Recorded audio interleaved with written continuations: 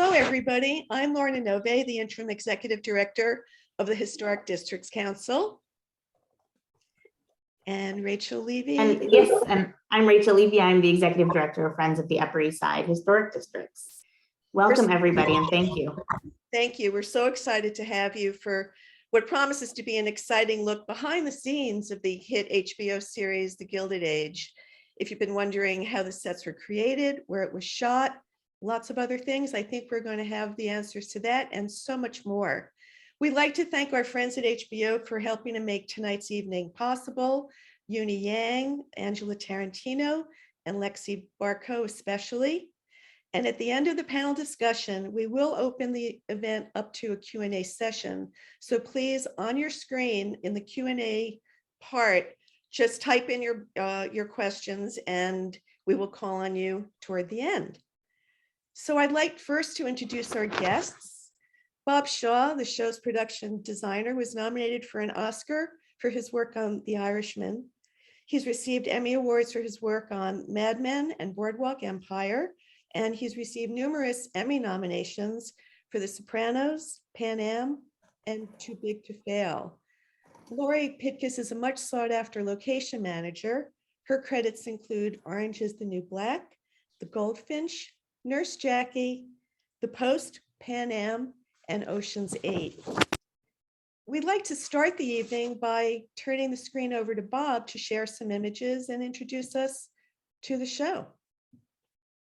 Okay, I'll start sharing my screen now. First thing I'll say is that unfortunately, on our decisions of how to proceed, we had to rule out filming practically on any of the streets of New York City, particularly the Upper East Side, because we knew we had a very specific relationship that we needed between our two key character homes, the old money Van Rhijn family, who were on the south side of 61st Street, and the new interlopers, the Russells, who built their mansion on the north side. And we knew we needed to have the streets either be dirt or cobblestone. We knew we were going to have a lot of horses, a lot of wagons, and we were going to be shutting things down for days, if not weeks or months.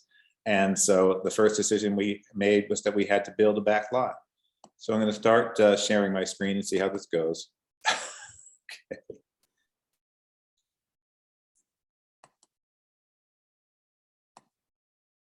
Go to full screen here. So we started with a rendering from a high point of view, which was what was written in the script of just how much back lot we wanted to see.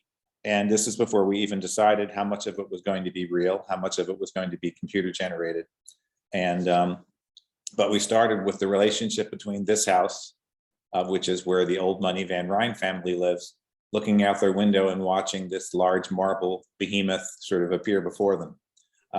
So that's the key relationship in the show. And the first thing we had to sort of figure out was what we were going to make the street surface out of. Again, I got in contact with somebody from a city agency who was the person in charge of roadways and the history of roadways, and I could not get a definitive answer on when the cobblestones went above 57th Street. And we priced out cobblestones and came to well over $1 million. And we had some research that seemed to bear out the fact that we wouldn't be totally cheating if we went with dirt and crushed stone, so that's the way we went. And then another given was, even though at the time of our story, there wasn't much going on in the 60s, we went as low as we could on Fifth Avenue in order to have a view of the park. And that's largely because when you look down the barrel, as we would say like this, we know that we're not going to build 4 or 5 blocks into the distance, and it was going to be computer generated. And as good as the work is now, and as much as it's improved, it still isn't as good as filming in front of something that's real. So we decided to locate them as far south as they could be and still have a view of the park, which means that when you watch the show, whenever you're looking in this direction, it's a real trees and a simulation of the park wall. Now, when I first started the show, I met with Julian Fellowes, and he said that his dream house for the show would be the Duke Mansion. And is that on 78th, Lauri? Yeah. On 78th, it's around the, it's around the corner from the French Institute, I think.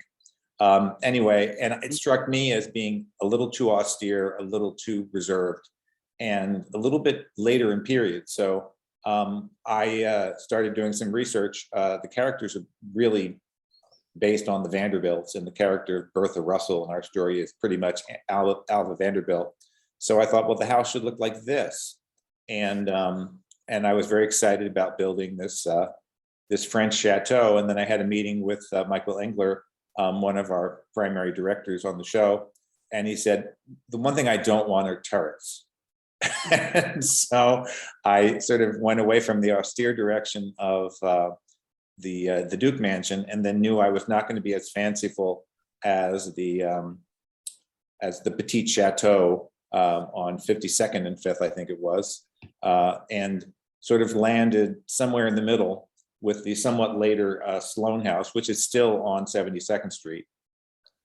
So it had the advantage of, we did a less ornate version sort of the Sloane. It's not quite as Beaux-Arts, but we sort of were inspired by the Capitol detail and a lot of different things there. And then we decided that we didn't want them just to pull up to the curb, and we just thought we could steal the entrance of the Carnegie Mansion, the Cooper Hewitt Museum, and that would enable us to have our carriages make a U-turn or a turn around in front of the building. So sometimes our decisions are just very pragmatic like that, and it just didn't seem very dramatic just to pull up to the curb. So we then were influenced by the Carnegie Mansion. And you'll notice there's a for very practical reasons, we needed to have windows on the front and the side of our Van Rhijn mansion, because the director of photography, whose job it is to do the lighting on the film, would never want all the light coming from one direction, and brownstones tend to be one on top of the other. So we thought it was okay if there had been a garden next to the this was the Arabella Wortham Huntington house, where she was a kept woman for 10 years before she married her husband when his wife passed away. This became the Rockefeller Mansion, but we thought, well, if they can have a garden, the Van Rhijns can have one too. And we were always trying to keep in mind that somewhere just a few blocks away, things weren't really much more further along than this. So we set about making a model of based on the sketch that we did. And if you look at this, you'll see that all the stuff that's in a lighter gray was going to be done on the computer. So this corner, this column, the center windows and such were all built practically. And then you'll see in some later photographs that all of this then has to have sort of a green band around it. And at the end of the street where we had to continue the view on toward the east, there are 4 shipping containers stacked on top of each other, wide enough to cover all the angles, and then covered with a gigantic soft green screen in order for them to do the computer visualization down there. And you'll even notice that you'll see later that there's on this side of the house, the well, or the moat as we like to call it, around the house, which was a pretty common feature, is practical, and it's actually deeper on this side. But here it was blue screened or green screened, because whenever we saw down there, they had to computer generate the depth of the well, because it was a little more excavating than we could manage with the construction of the house. And this is the garden gap that I talked about, that we justified having windows on the side so all the light wouldn't always come in the same direction. So this is fairly close to when the set was finished. So you can see pretty clearly where the scenery stops and the green starts, and that just enables them to match the computer generated part in. And I've had it explained to me many, many times how green screen works, and I still don't really understand it. I just know that you paint it green and they put the computer stuff there. And I think this was the day that we were trying to decide whether we had the right road surface. And with most projects, we were battling weather, and the sidewalks barely got in on time. And we actually put one road surface down and decided that it was too much like volcanic sand. I don't quite know what happened along the way there, but we're there to survey the new road surface. And again, this is as wide as it gets from the Fifth Avenue side. And we put practical street lamps in. We didn't go to the distance and run gas lines under the road, because that creates a whole other set of problems. And hopefully we sort of got by with that. And again, this row of houses, all we had were the doors. I mean, the general rule of thumb when you do computer work is that if it overlaps a person, it has to be real. So this is high enough that for most of the time, a person's head was under this line, and we didn't have to worry about that being fully realized. That being said, it overlapped people's heads more than we thought. And whenever that happens, the visual effects people have to very carefully, literally rotoscope, cut around the people as they're moving in order to do what they need to do. Here at the end is the bigger green screen. And this is just a view of our Van Rhijn mansion with the garden next to it.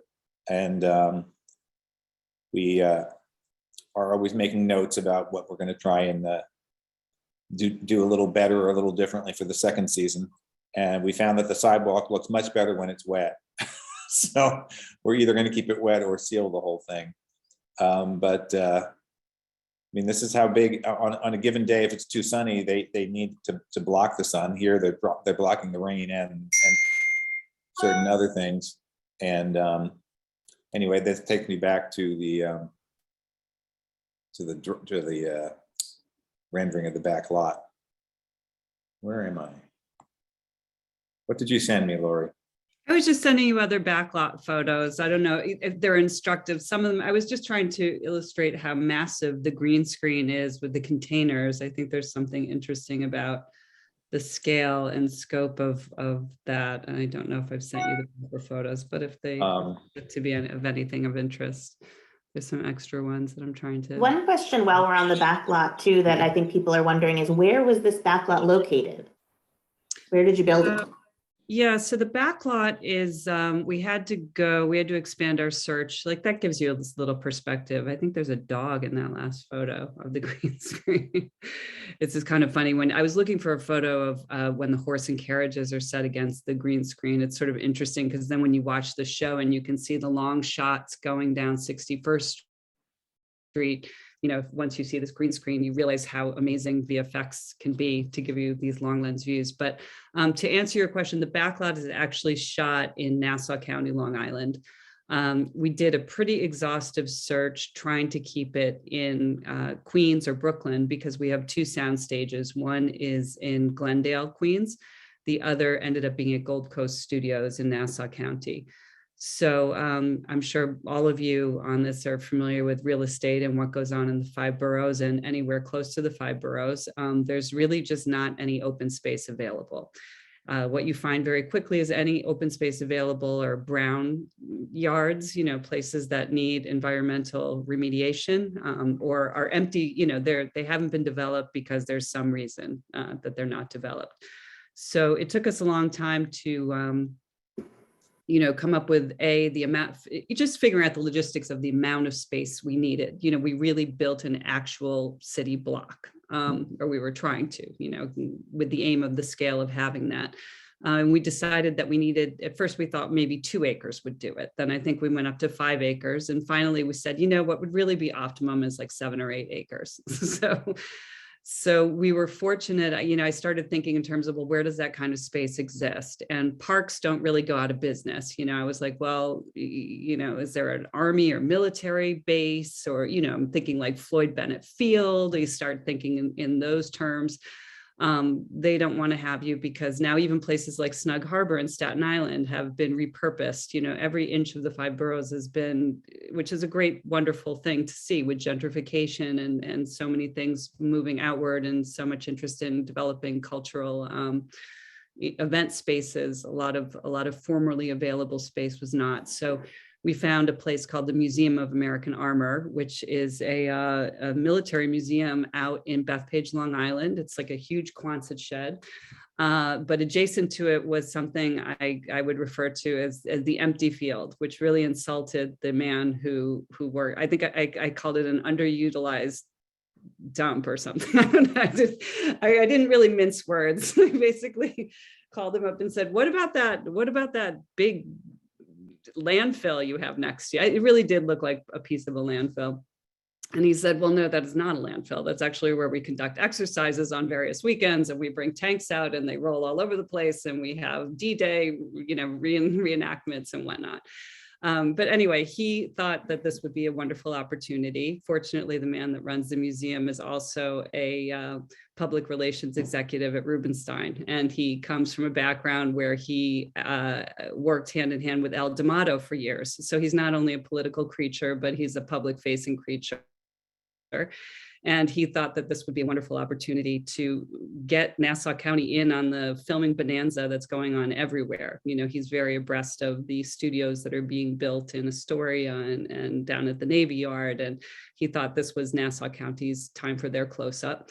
And he ferried us to the proper people at the county executive's office. And we learned that there is a way, if there's political will and people behind you and a big studio to back you, there is a way to build a backlot on what's essentially publicly owned, or at least partially publicly owned property, because there is a long-term lease. The museum does have the long-term lease, and we're kind of piggybacking on their situation. So that was step one. Step two was, and it was really a fascinating experience. I think, Bob, you probably remember one day we stood on the hill and I said, wow, less than a year from now, there's going to be a whole city here. Like there's going to be a backlot here. And what never ceases to amaze me about filmmaking is how industrious we all are when we put our heads together, and the fact that we can look at a drawing, together and imagine this whole thing. Most of us can't clean a closet when we're off from work, but somehow when we all come together, we can create an entire backlot. Is an astonishing feat to me.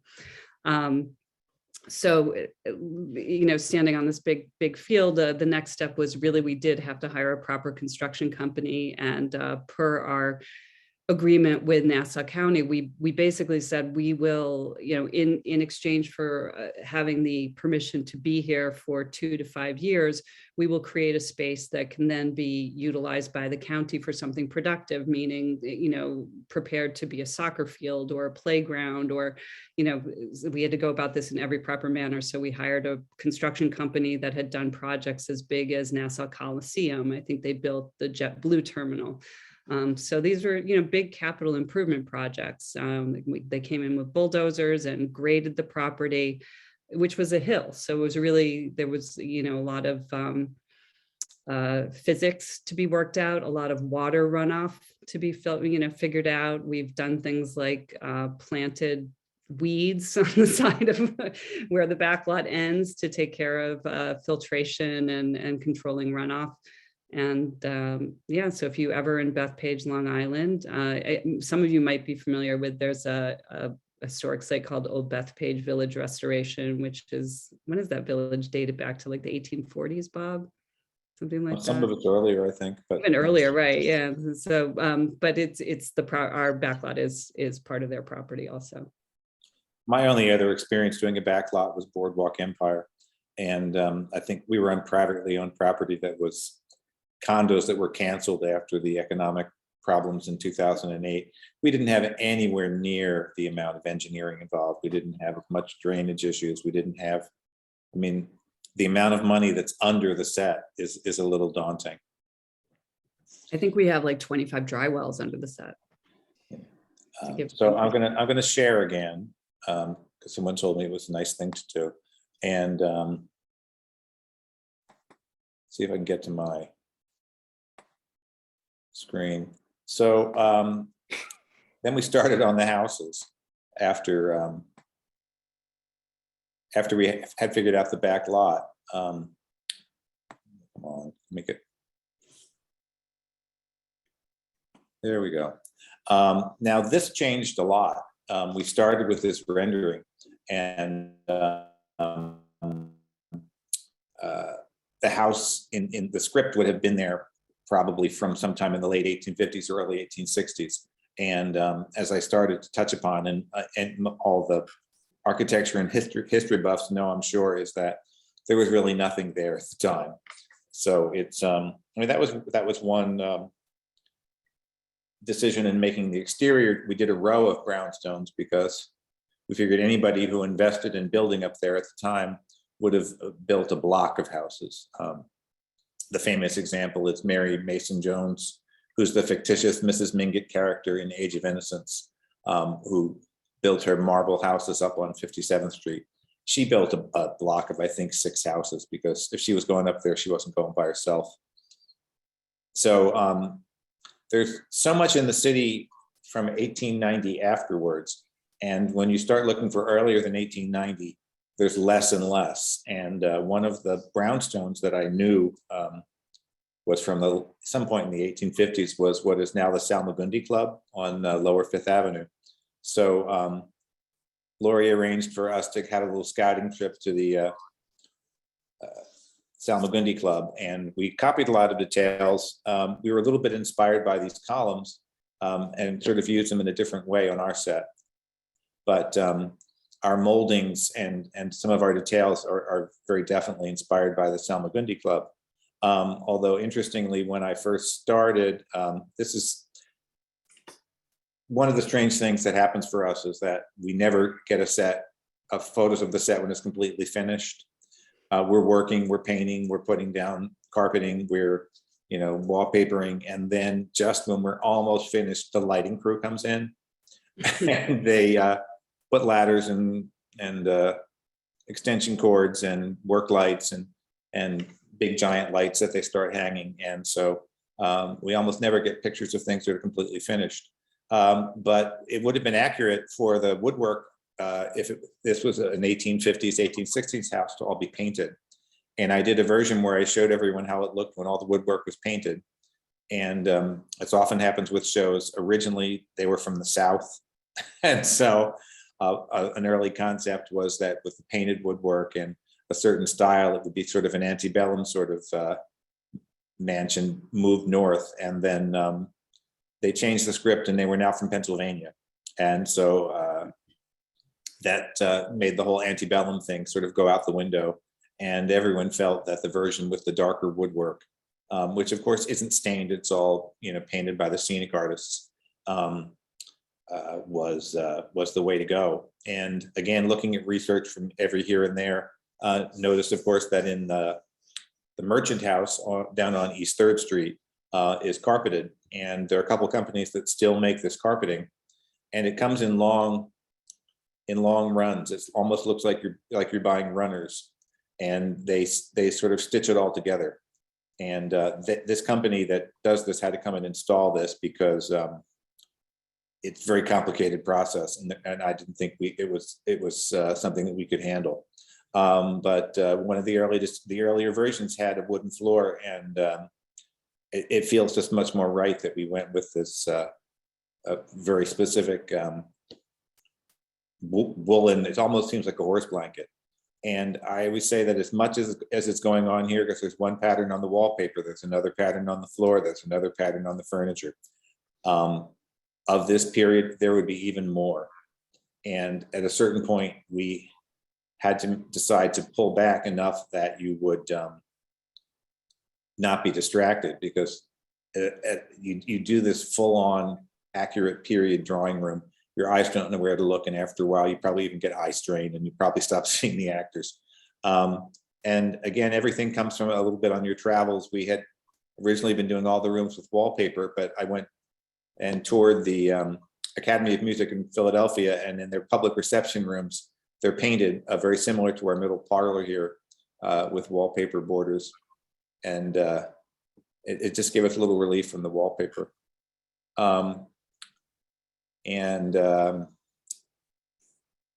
This is just another, this is the opposite view, looking from the dining room toward the front parlor. I mean, usually we like to get as much depth as we can. One room is good, 2 rooms is better, 3 rooms is better still. So the deeper we can get behind the camera, the better it tends to look. There are still companies that make the reproductions of the gas lamps.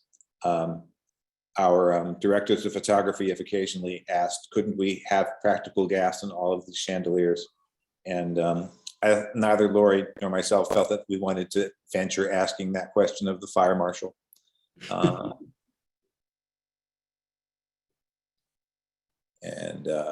This is the middle room I talked about, which is all these all of these decorative borders that are in the cove at the top there. Those were all laid out and printed on the computer. It would have normally, back in the day, it would have been hand stenciled, which it was time consuming enough as it was. And it was all printed on a heavy canvas because it would last longer and take the curves better than paper. But again, this isn't even fully finished.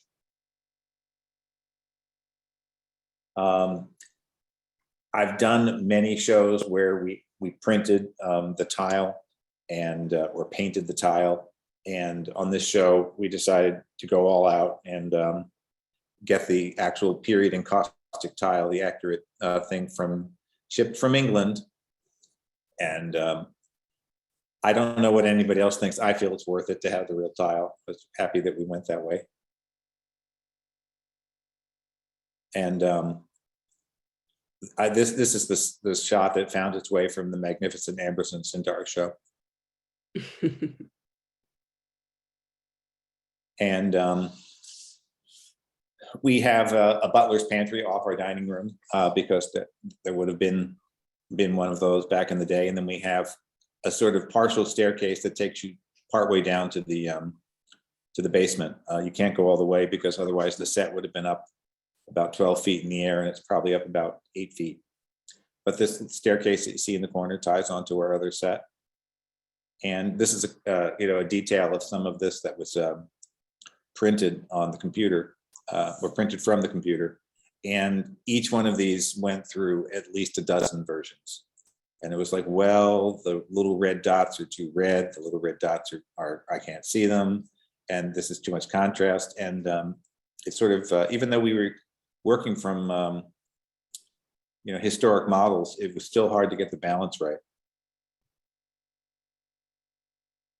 And again, if you remember from the picture of we're still missing one little piece here. The picture I showed you of the Salmagundi Club, this is our version of a similar kind of rope detail. And we found this great company to do the drapes. And again, this is more of this printed stencil detail. And then this is the different printed wallpaper detail. And as I can tell you, there would be easily 5 times the amount of detail in a real period drawing room. And that gets back, so you can see it really didn't turn out that much like the rendering in this case. And how do I get back? You might have to go, okay. Yeah.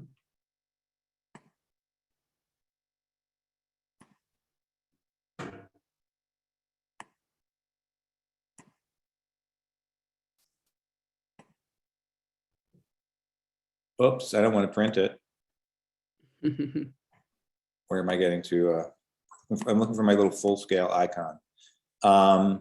Anyway, the thing that was the hardest to find any information about was the basement kitchen. I guess not that many people took pictures of the basements of their brownstones.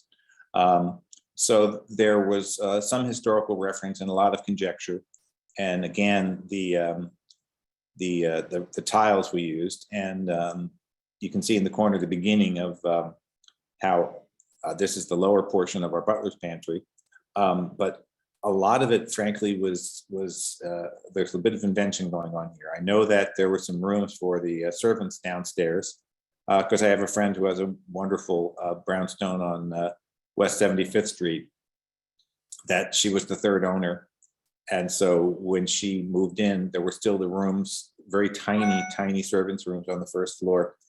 And, you know, our script says that the female servants are on the top floor and the men are on the ground floor. But the reality is that the cook was always on the ground floor because she had to get up hours before the house was up to light the oven, because the oven didn't come on in a snap. It took quite a while to get up to temperature. So the poor cook had to get out of bed before everybody else and start the fire. Now, what's going on here?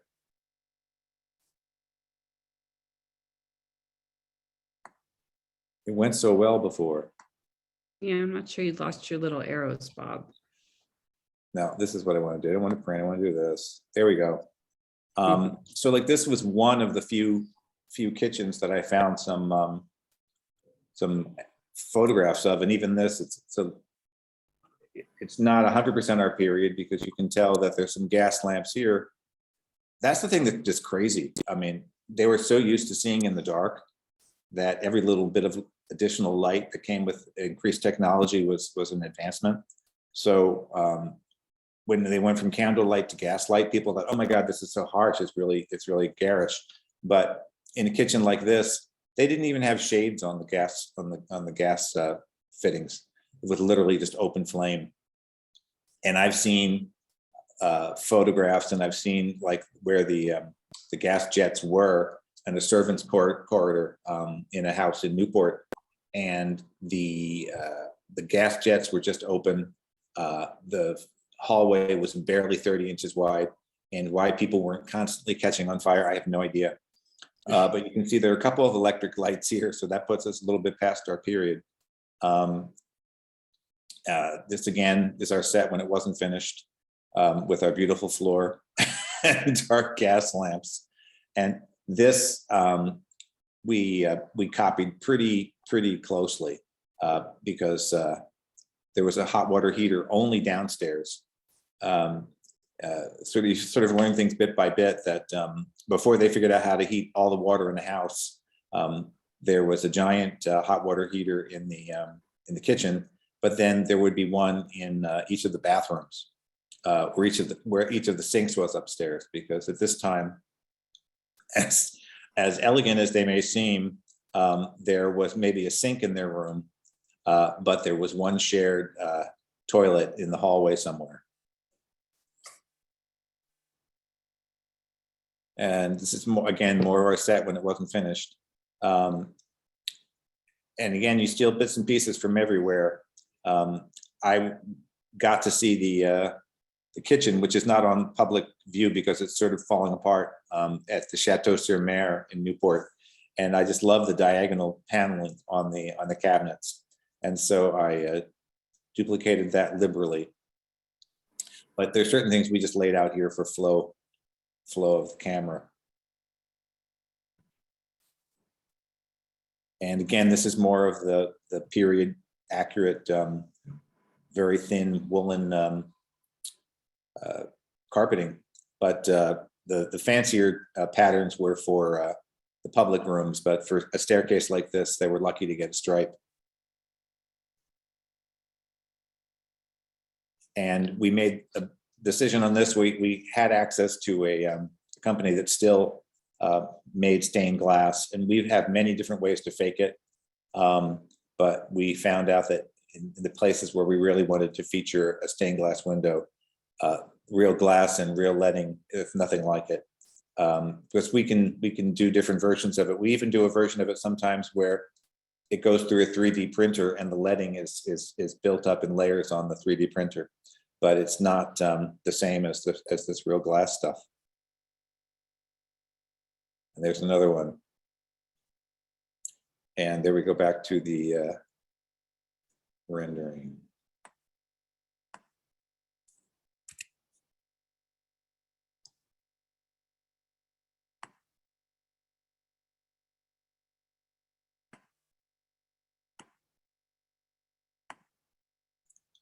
The Russell House was another thing where we really kind of had to cheat history. This is this is our, whoop, that didn't work. Mhm. Okay. Great. We actually had a pretty fabulous illustrator named Matt Sama working with us, and we're asked over and over again, wait, that's a rendering and not a photograph. This went bit by bit. He was working neck and neck with Lauri Brown, who was the set designer for this show and who's now our art director. And he would say, do you have the fireplace yet? Do you have the fireplace? And would put the fireplace in the rendering. And he would draw it and then he would add it in. And there are little bits and pieces taken from everywhere. One of the first things that I tried to achieve is looking at staircases in most houses. People are sort of revealed a little bit at a time. So this is the Duke house, which Julian was very fond of, but somebody sort of appears from around the corner. So you would see sort of the bottom of their dress or their trousers or something like that, and their hand on the handrail before you would see the whole person. And so I was trying to come up with a layout where you would see a full person standing at the top of the stairs.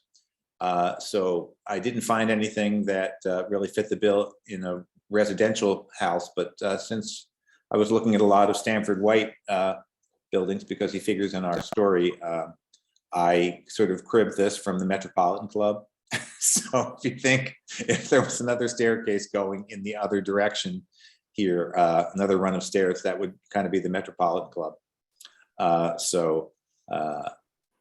Again, you could say I say I'm paying tribute to these things. I'm or even homage sometimes. But again, I didn't feel that the Duke house, splendid though it may be, was as over the top as we needed for our conspicuous consumers, the Russells. And this is a little piece of the actual Petite Chateau of Alva Vanderbilt, and it's so heavy and so Gothic. I always say it looks like there should be a production of Ivanhoe taking place in here. Everything was stone, everything was carved, everything weighed tons. And accurate though it may be, it just felt like the show would be weighed down under all of this heavy carving. And we also pretty early, it wasn't, I don't know how far in, Lauri, we were before we decided we were going to have to go to Newport. And when I interviewed for the show, I said, don't build a ballroom. Unless you're going to have a ball in every episode, the amount of money, the amount of space that it's going to take up on stage, it's not worth it. And we will, find some great ballroom to go to. So that put us going to Newport, and most of Newport is, 10, 15 or more years later than our period. So we also had to push things forward in the timeline a little bit so that they would meld in with the look of Newport. So this is the photograph of the thing, pretty close to finished. And again, little bits and pieces come everywhere. One morning, our scenic artist, Pat Sprott, and I decided to meet on the Upper East Side, and we were overly enthusiastic, and we forgot how dark it was going to be, how early, and we got there to go on a mansion hunt, and it was very dark, so we had to go have some coffee before we went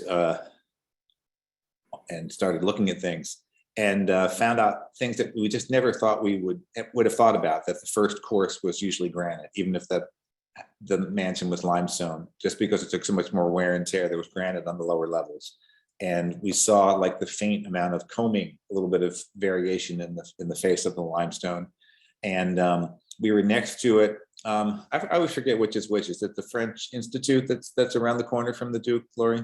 Yeah, it's on the other side. So I said, oh, this you should really look at for the marble. And there was Pat, who's very tall, fortunately, up against the window taking photographs of the marble in the French Institute. And although that's on a very black and white scale, if you look at the French Institute, our marble is very similar.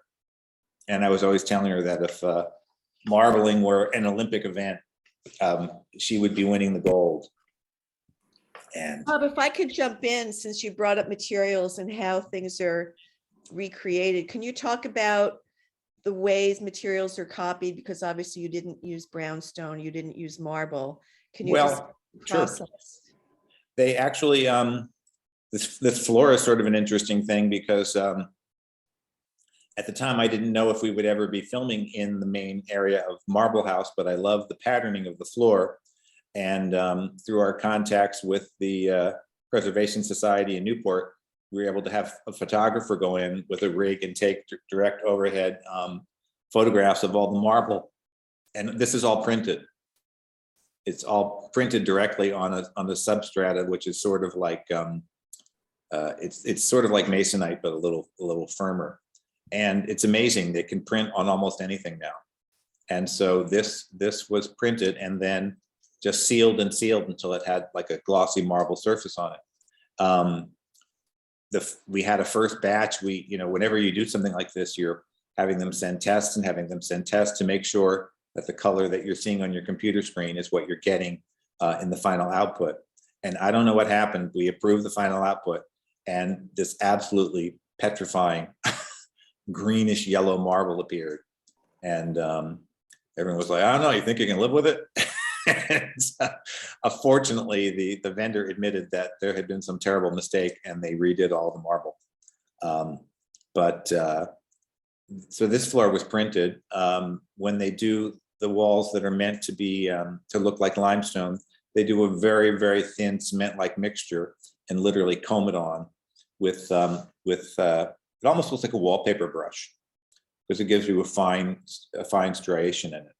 And in this case, they did all of the pieces of the limestone separately and then glued them on because they didn't want nail holes in them. And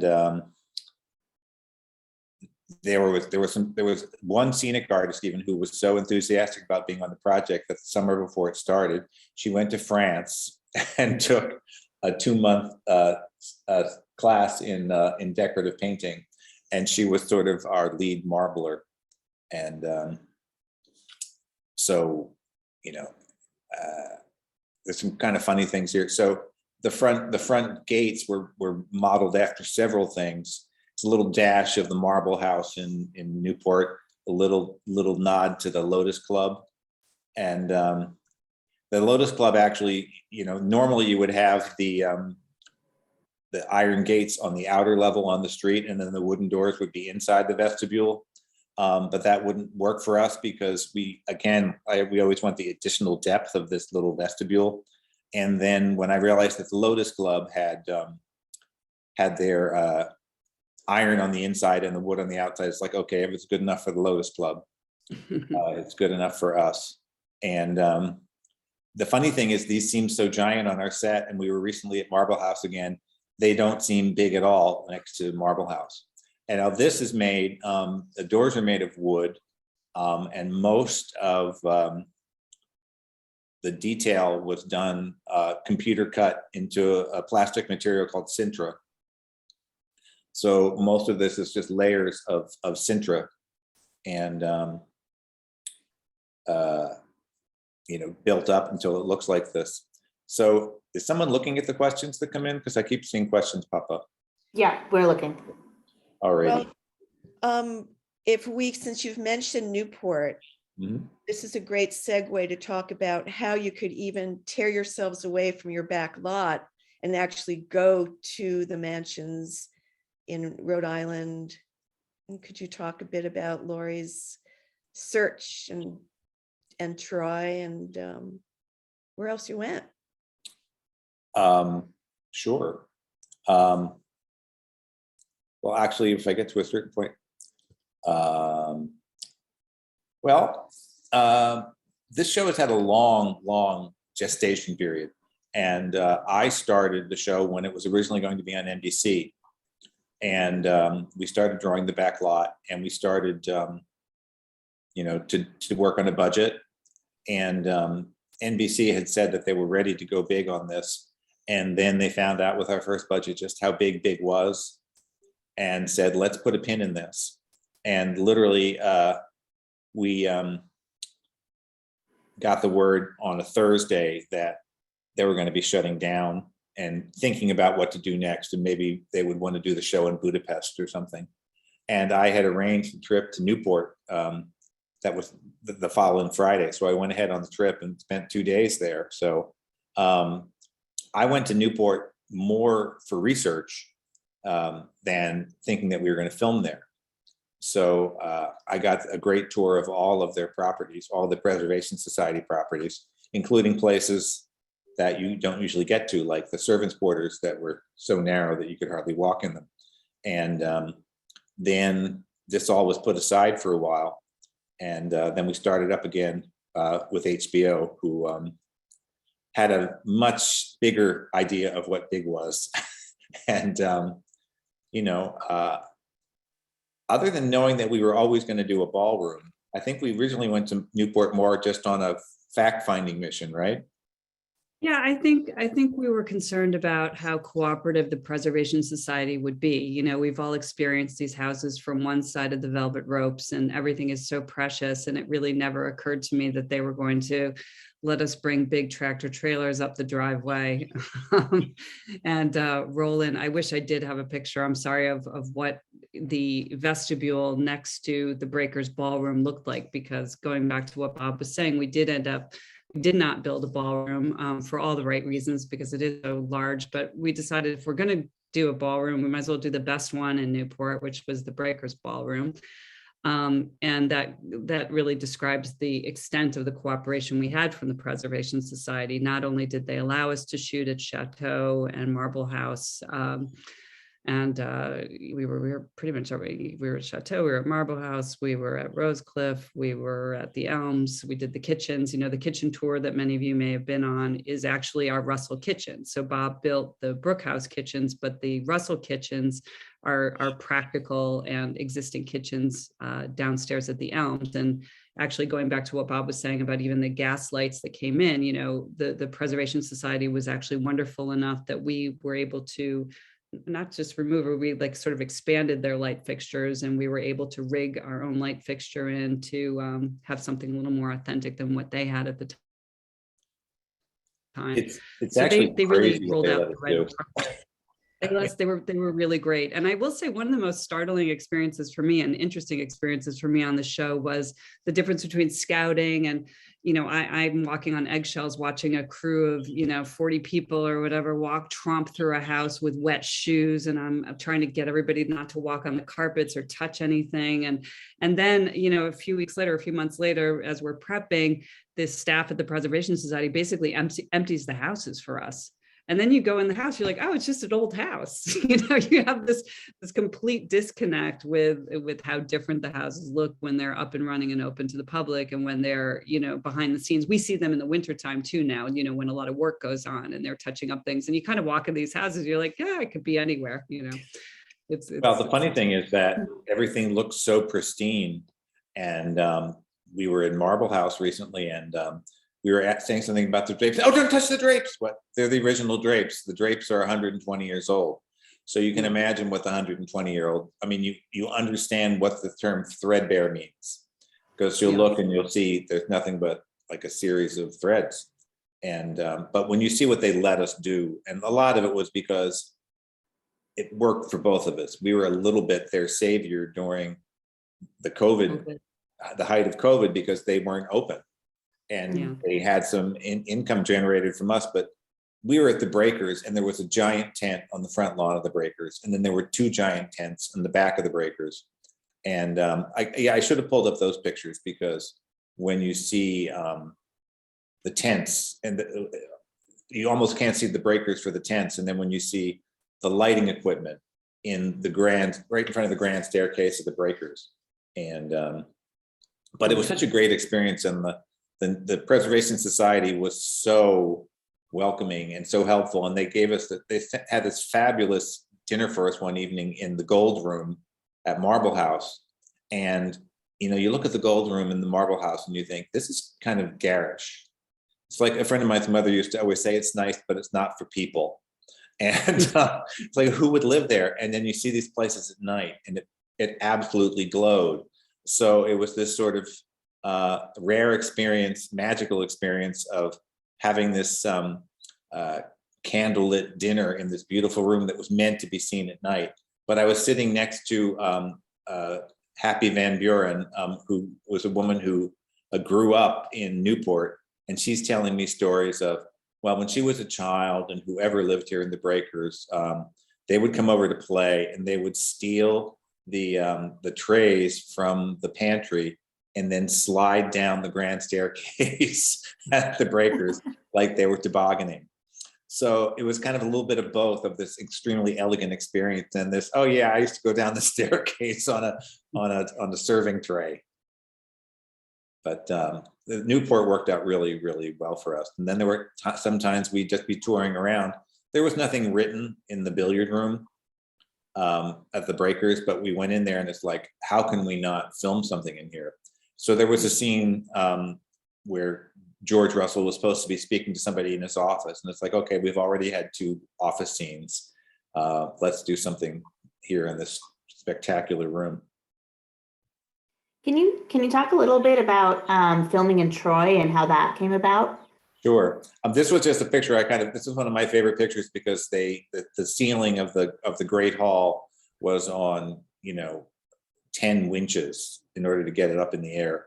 And it was easier to paint it down on the ground. So to come in and see this gigantic ceiling and to see all these people, painting just over their head. If Michelangelo had ever had the opportunity. But anyway. So you were saying about Troy? I was curious to hear, how you found Troy and how you decided to utilize it. And I'm thinking I should plan a visit to Troy. It must have such a great downtown. You should. I think it's definitely worth it. Well, Troy was a known quantity, and we knew that they had filmed Age of Innocence there years ago. And it's funny because Lauri and I have clocked so many hours driving around looking at things and so many away trips. And we've been interested both in Albany and Troy, but the heart of Troy is amazing because, as I was saying, there's so little, as you all know, left in New York that's pre-1890. And so if you go to Washington Park in Troy, and you walk around and you look at the plaques and you're looking at 1838, 1842, 1856, and which is fantastic because we're trying so hard even to get anywhere near our period, and to have decades before our period, which is what the world would look like, was just it was the gift that kept on giving.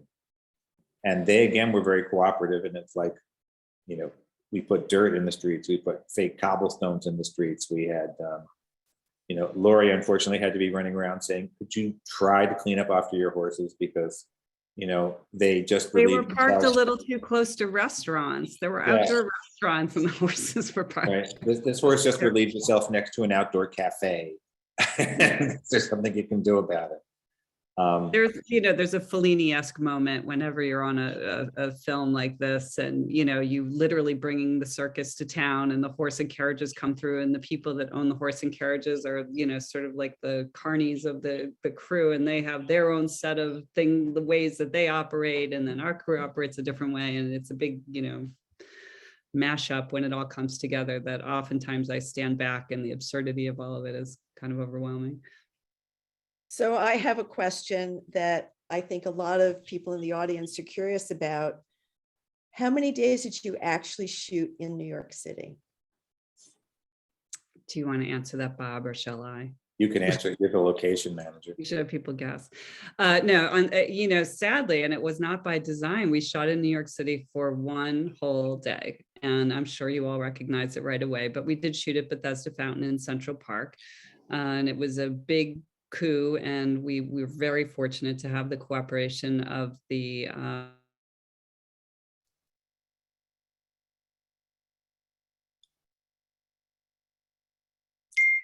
You just froze. She was probably going to say Parks Department. Take it away, Bob. No, we actually had 2 different, we had to prep this whole show twice because we had the sort of pre-COVID plan, and then we had the post-COVID plan. And, there are times when you know, Lauri and I have been doing this a long time, and an exciting day is if we see something we've never seen before. And one of the things I kept saying, can you get into the Polish consulate? Can you get into the Polish consulate, the former Lamar Mansion? Can you get in there? Can you get in there? And they hadn't really previously allowed filming, or they hadn't allowed it in a long time. And it's one of the surviving Gilded Age mansions from 1905. And we got in. And we were going to shoot there, and we had a couple of scenes we were going to do there. And then, you know, like everybody else, they had to change their policy, you know, post-COVID. And so we had a lot more New York planned. What street was the Koch mansion on? Is it 80th, East 80th. 80th? East 80th. We were all excited because there's so many houses in a row, and it's like, wow, you can turn around the camera from the front doorway and see, you know, all these buildings that are all period correct. And then that went down the drain too. So it wasn't our original plan, but it ended up our backup plan. We had more planned for New York. Well, there is One of the- season 2, just saying. Yeah. Yeah, it's been really fun to hear some of the name drops of, you know, buildings around the city. And I'm wondering if at some point we'll see cameos of some of these places you've talked about. The Union Club I've heard mentioned on the show, the 7th Regiment Armory, the Lenox Library, I think in the episode just yesterday that was that came out on Monday. And so it's been really fun to, you know, for us history nerds to nerd out on all the real life mentions. And then sometimes a success story, you know, is great for a building and not as great for filming. I filmed many times in the Park Avenue Armory when it was a little bit down on its luck before its rather spectacular turnaround.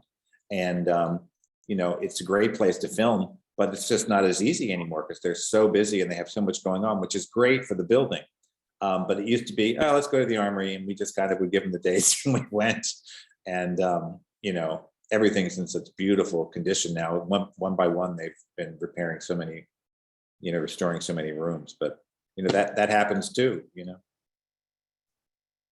And then it's always funny because there are places that for years they'll be saying, we don't allow filming, we don't allow filming. And then they have a change of administration. And then you get a call and it's like, hey, would you ever be interested in filming here? Like the Lotus Club was a place. Club. Yeah, The Lotus Club just like did that. hands off, no Lotus Club. Well, and he actually, in the last couple of years, the Irish Historical Society also had changed hands, and for a while they weren't letting people in. And I just received a note from them a couple of days ago saying, "Hey, come on over." So we'll see. Season 2, maybe. You never know. Where do you get all the furniture for the show? How does that work? That was one of the questions that came in the chat. Is it constructed? Is it sourced? How does that work? It's a lot of different things. Regina Graves was our set decorator, and she is just kind of amazing, spectacular at doing jobs of this size. I always say that she's the Army Corps of Engineers, but for decorating. And certain things, we made a trip to Los Angeles and rented some things from prop houses there. The interesting thing is there's not a lot of interest in the furniture of this period for people to have in their homes anymore. So getting the frames for the furniture is not such a difficult thing. Reupholstering them with the appropriate fabrics can be quite daunting. And we went for some very high-end fabrics that I was surprised we were even able to use. But for example, in this illustration of the dining room, those were, since they're mostly upholsterers, that's a reproduction chair. Oh, this was just an idea of why we decided not. This is back to Ivanhoe. So this is the very sad thing when they were tearing down Petit Chateau, and this is the thing that you're all, you know, united against and doing your best to stop. So I saw this picture, and but anyway, so. We go to the breakers. I mean, this is how you can see we sort of crib the light fixtures mounted to the columns so that we could then go into the ballroom at the breakers and feel like we were in the same house. But some furniture's reproduction, some furniture's they work with various pickers around the country who help them acquire things. There's a little bit of rental in the city. There's rentals from California. It's a variety, and I mean, this carpet here was a purchase from a very, very high end, when they call the rug palace size. One of the interesting things here is this table we made because we needed it to be able to break into pieces for camera. So we purchased the pedestals, we added the gold parts. The surface of the table is photographed. That was assembled on the computer with different wood samples laid out like this, printed. And then we were fortunate that one of the people on our scenic artist crew used to work in a factory finishing pianos. So what really makes this work as successfully as it does is that it has this, like, I don't know how many coat lacquer paint job on the top of it. And so it's a variety, but all this stuff on the walls, like the doodads on the lower part of the column, you all buy from different supply companies, and they're made of resin. And as a matter of fact, again, we had a bit of an issue that we purchased all this stuff. We didn't get a chance to assemble it all when we were shut down for 4 months with COVID. And we found out when we came back that a lot of the stuff had dried out. So when it was new and it just came from the manufacturer, it was very easy to bend to the curve of the column. And then we went to bend some of it after we got back from COVID. And it was like bend, snap, snap. But we, fortunately, it's hard to know how much you need. And again, Lauri Brown, who drew all this, I would make jokes and say, maybe we can find something in Larry's ornament warehouse. And because we had shelves and shelves of leftover ornament. This was, a banquet. This wasn't fully put together, but it was, some real food, some fake food, and a little bit of everything. And this is just, again, someone had drawn some detail here, and I remembered seeing on the ceiling of Marble House, there was a section where it was actually stenciled instead of dimensional.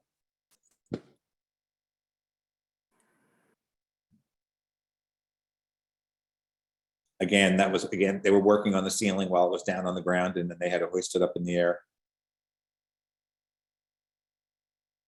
And this was, we had somebody manufacture the light fixtures to go on the columns, and this was our full scale test of whether we needed them bigger or smaller. But that was a case where there was a chandelier manufacturer in New Jersey, and they did most of our chandeliers and our sconces, and then they custom made these pieces to go mount onto the columns. This is just, this is, you see on this table, this is just a pile of leftover ornament. it's just stacks of it. So,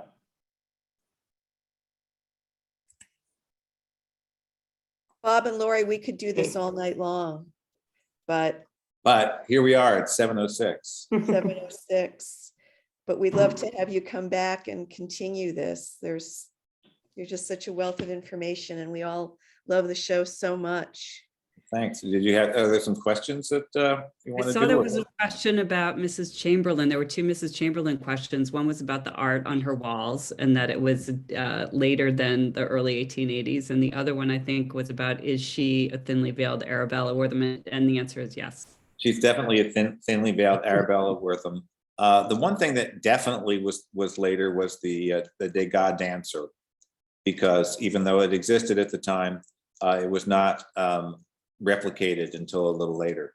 But actually, we dated most of the things on her, or everything on her walls we had dates for. Whether or not she would have been able to acquire it at that time is sometimes debatable. But we vetted the dates on things, and the one thing I know was advanced was the Degas. But that was because specifically that the director was looking for an image, and it's not this, not that. Is her house a set or is that a real Her house location? is the Sleepy Hollow Country Club. Yeah, her house is in the Vanderbilt Mansion in Briarcliff Manor. Yeah, that question has Instagram buzzing. Oh, People have been trying to figure out if that's a real place, but no one could quite figure it out. So, burning question. And you've done so much to draw attention to all of these historic houses and talk about Instagram. They've been sharing so many of their experiences, their wonderful experiences with you and your crew. So you've really helped shine a spotlight on Lyndhurst and other houses closer to home, and everybody so appreciates that. Well, like I say, I just make a beeline to the conservators. It was funny that we went for some event in Troy in the middle of last summer. And, the only thing I did while I was there, other than this little meeting, was have breakfast with the head of the Rensselaer County Historical Society. And, those are the people I gravitate toward. Because they have so much information, you can just pick their brains all day long. And did you have historians on staff as advisors? We had multiple historians. We had somebody who was specifically a food specialist. We had somebody who was a professor dealing in African-American history at Rutgers. Dr. Erica Dunbar was extremely helpful. We had our own in-house person doing some research, just all day long. And it's just a funny thing, because determining when something was invented, when it came into common use, and when someone in our show would possibly have had it, it's always a funny judgment call, because something existing and other people having it is Right. two different stories. But Right. I mean, we don't all get all new clothes every year. So you would have had things, right, that from the past. What's Kristen's last name? Silver? Lauri at Kristen Silver at Lyndhurst. Kristen Silver at Lyndhurst. There's nothing that she can't expound on for hours. I mean, whether you ask about a radiator and then off to the races. So, that's why I started trying to explain. Sometimes, we have to serve the story as well as history. Is there anything kind of anachronistic that bugged you, that you had to kind of sacrifice on to give for the story, that you kind of just wish you could have served that historical detail? Well, one thing we know we can't do are when they're walking on the street, the curbs, the handicap curb on the corner of most streets. We really can't do anything with them. And they kind of jump at me when I see somebody walking down the street, but we can't make little wedges to fill them in. And they're very hard to remove with a computer because people's feet are constantly going over them. And then you get that trying to trace around them thing. There's so many things. And particularly, this is the first time I've done a show that was pre-electrical. And you go into a house and you're like, looking around and you go, okay, this many light switches, this many alarm boxes, it's just endless. And you do as much as you can, and as lavish as HBO has been, there's still things that we just can't do. And then there are things that there is no reasonable answer. You go into a historic property, they have an electrical chandelier, and I say, could we take that down? And it's like, well, it's been there since the house opened in 1889. So we would prefer you not touch it, kind of thing.